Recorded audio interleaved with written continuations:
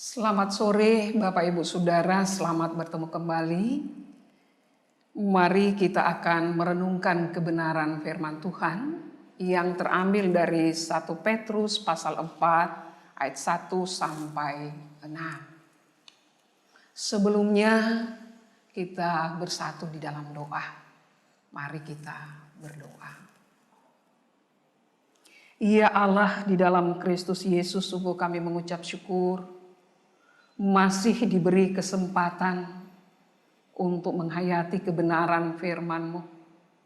Berkenan Engkau tolong kami melalui pengurapan kuasa Roh Kudus, agar pemberitaan firman saat ini bermakna di dalam perjalanan kehidupan beriman. Ampuni salah dosa kami, dalam nama Yesus kami berdoa. Amin. Kita akan membaca kebenaran firman Tuhan yang terambil dari 1 Petrus pasal 4 ayat 1 sampai 6. Kita membaca ayat 1 sampai 4. Menderita dengan sabar, firman Tuhan menyatakan, jadi karena Kristus telah menderita penderitaan badani, kamu pun harus juga mempersenjatai dirimu dengan pikiran yang demikian.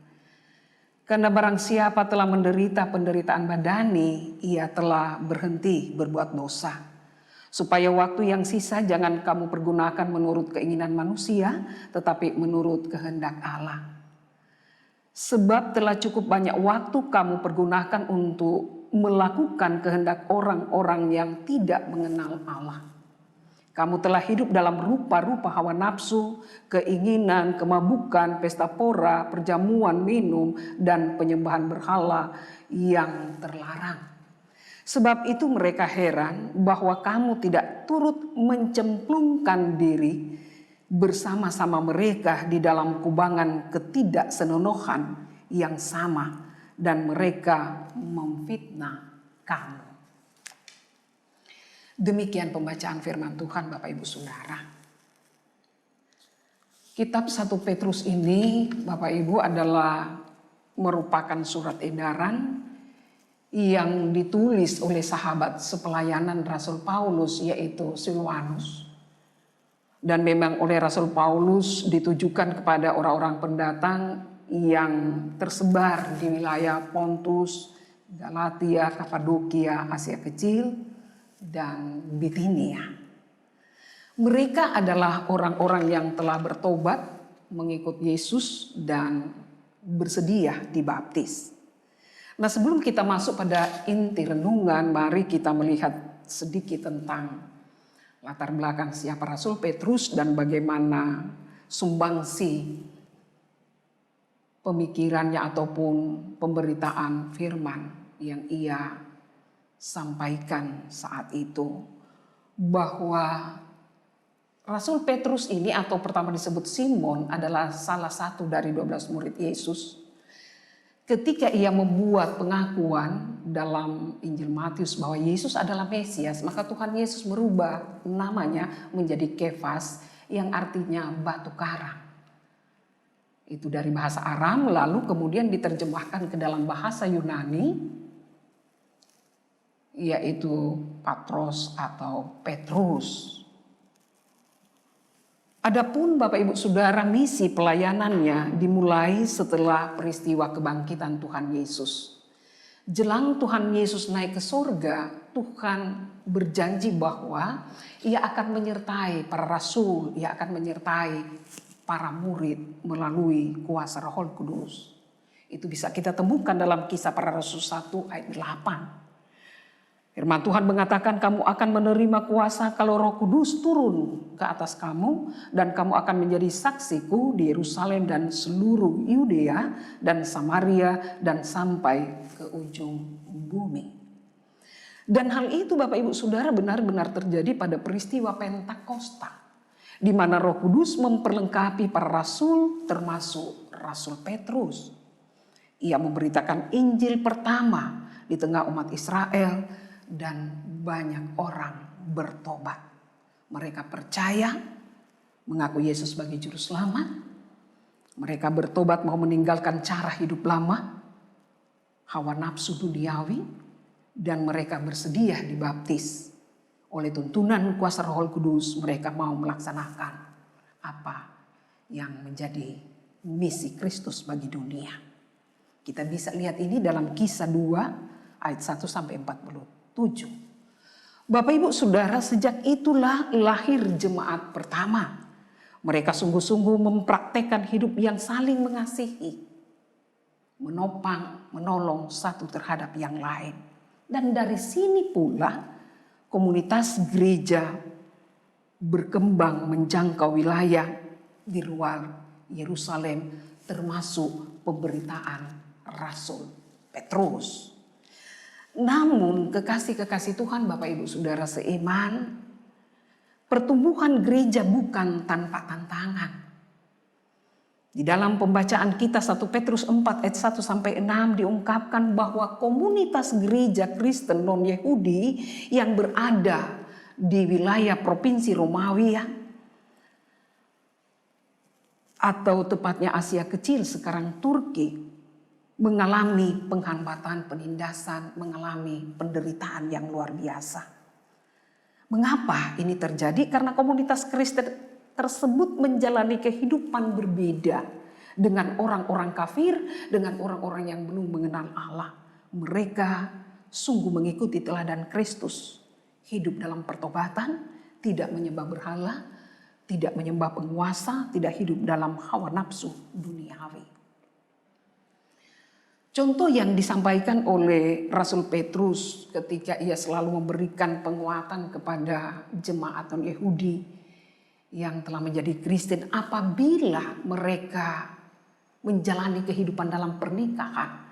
Dan di dalam pernikahan itu terjadi kawin campur antara orang-orang Romawi yang belum mengenal Yesus dan orang-orang non-Yahudi yang sudah mengenal Yesus. Maka orang Yahudi yang mengenal Yesus harus benar-benar memberi teladan, memperkenalkan Yesus yang penuh cinta kasih. Apalagi di dalam rumah tangga itu, baik suami maupun istri keduanya adalah Kristen. Maka di sini kita juga melihat bagaimana Rasul Petrus mendorong sebaiknya suami menjadi imam, ditopang oleh istri sebagai tiang doa. Sehingga biduk rumah tangga diberkati bersama anak cucu. Bahkan mereka boleh menjadi cermin kasih bagi orang lain.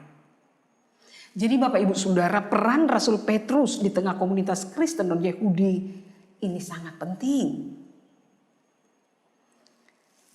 Bagaimana ia memberi support, bagaimana ia memberi penguatan, bahwa orang-orang Kristen itu harus mempertahankan diri, jangan mengikuti cara hidup lama, penuh hawa nafsu, nafsu jahat, penyembah berhala, melakukan praktek-praktek kejahatan, penindasan.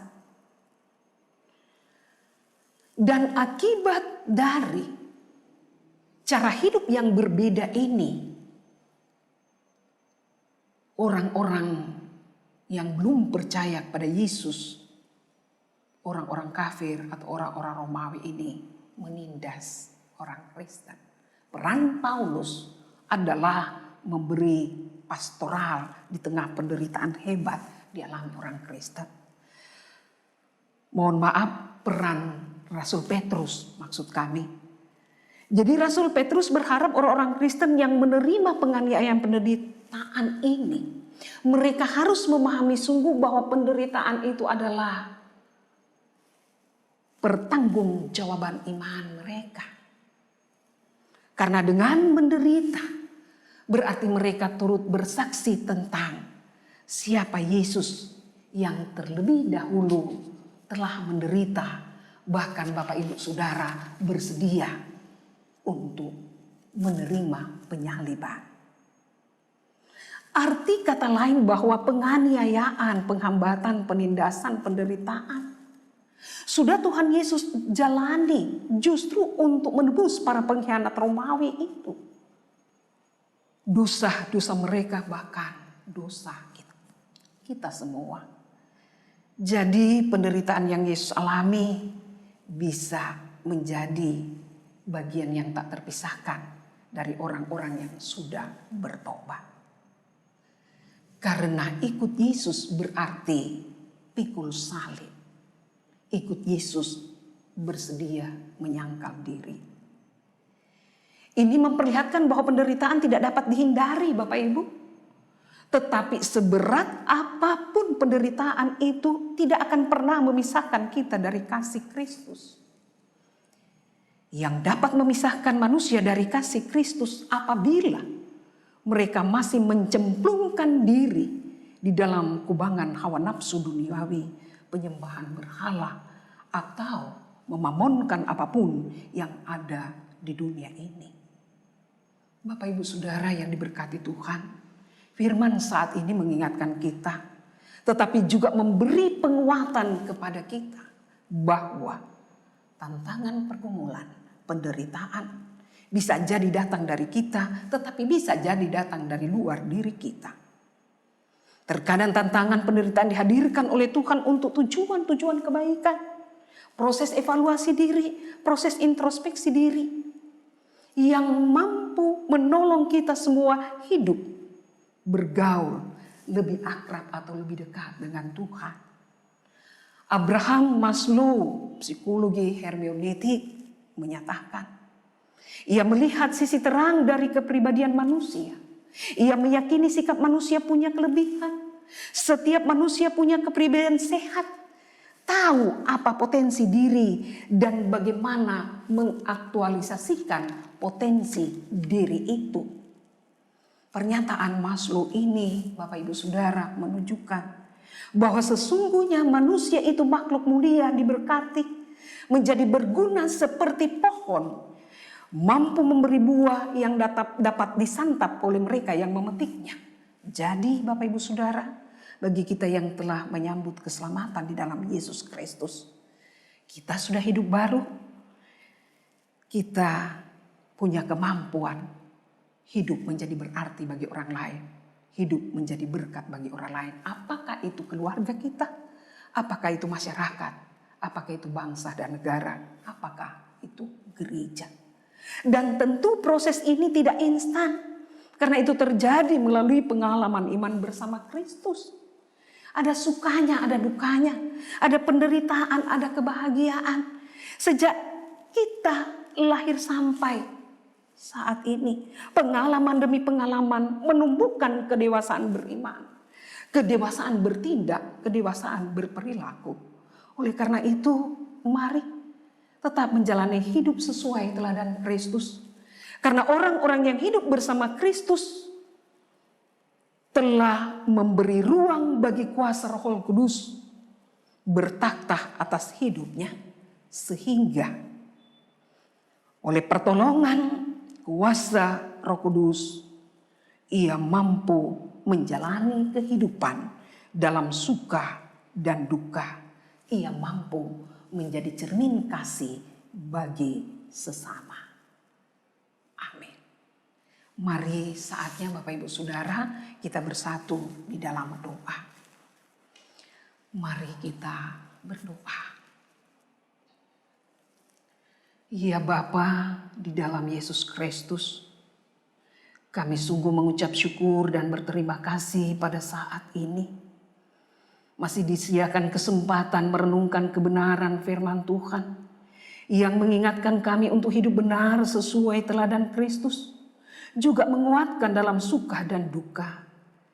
Ya Bapa, di tengah kondisi dunia menghadapi krisis COVID-19, mampukan kami tetap berserah dalam kewaspadaan, menjalani hidup dan tetap berharap pada Tuhan sumber segala sumber pertolongan.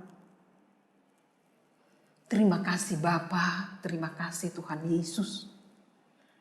Mampukan setiap keluarga kami hidup lebih akrab bergaul dengan Tuhan.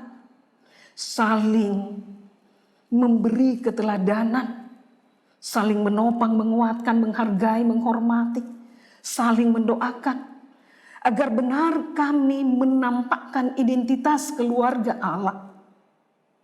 Yakinkan kami Tuhan, bahwa di dalam pergumulan seberat apapun kami tidak pernah dipisahkan dari kasih Kristus. Mari Tuhan sertai gerejamu GPIB Bukit Zaitun Makassar di dalam menjalani tanggung jawab pelayanan kesaksian di tengah-tengah persekutuan umat, bahkan dalam konteks yang lebih luas. Mari Tuhan berkati pemerintah pusat daerah dalam memerangi pandemi COVID-19. Kami percaya bersama Tuhan, pemerintah pusat daerah berjuang untuk memerangi pandemi ini. Kami mengucap syukur bersama berkat pelayanan kami pada sore hari ini. Engkau memberkati anak-anak muda yang selalu mau memberi diri melayani Tuhan. Mohon ampun akan salah dan dosa kami. Di dalam nama Tuhan Yesus kami berdoa. Amin. Terima kasih Bapak Ibu Saudara. Tuhan memberkati setiap keluarga kita.